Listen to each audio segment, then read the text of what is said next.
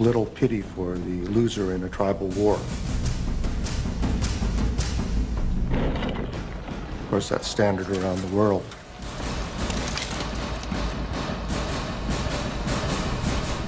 But Muhammad had a surprise in store for the fallen city. When Muhammad came into Mecca, and not only did not carry out a bloody revenge, but actually embraced the very Meccans who had fought him for 3 years and attempted to annihilate him, it was very shocking to the people in his milieu. So within the very founding of a religion, one finds episodes of great generosity, often extraordinary acts of kindness and mercy.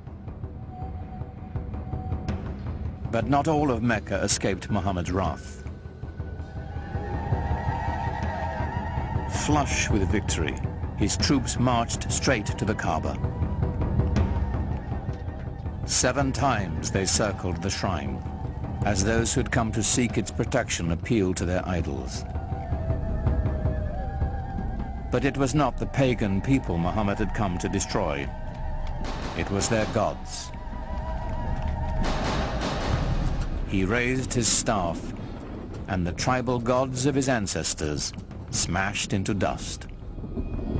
When Muhammad entered Mecca and entered the shrine and destroyed the idols in the shrine, this is of great cultural and symbolic importance in Islam.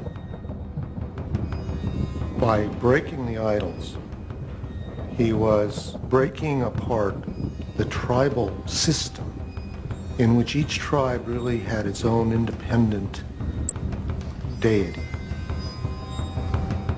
This was shocking to the Bedouin.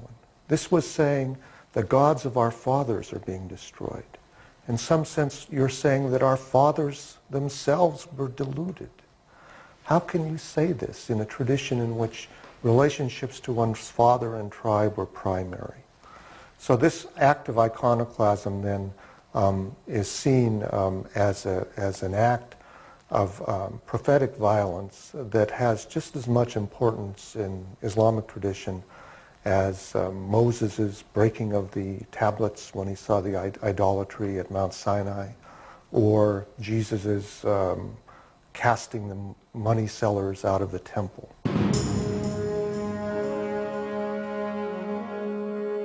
The destruction of the idols was a new beginning, a breaking from the past and the creation of a powerful new force. Mecca was just the beginning. One after another, the tribes of a nation were summoned to the fold and united under the banner of Islam. A worldwide community of faith was begun, born in an extraordinary alignment of history, personality, and conviction. What Muhammad did was to bring a sense of solidarity, a sense of mission, and he united all these separate segments within the peninsula. From then on, moved eastward, westward, northward, southward.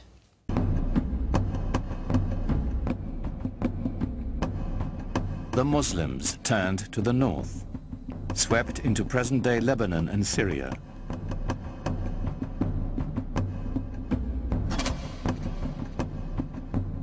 They continued west into Egypt and quickly across North Africa, fortifying the coastline of the Mediterranean. Only the seas stopped them. Its growth was so explosive from 622, the year 1 of the Islamic calendar. Within 50 years, people whose father had been camel herders were now governing one of the major empires in world history. Within 200 years, it extended from Spain to China.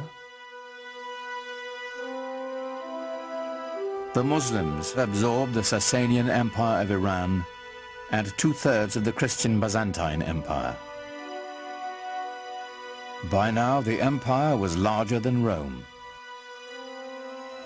It stretched from Morocco in the west to the Indus River in the east, where the border of India is today.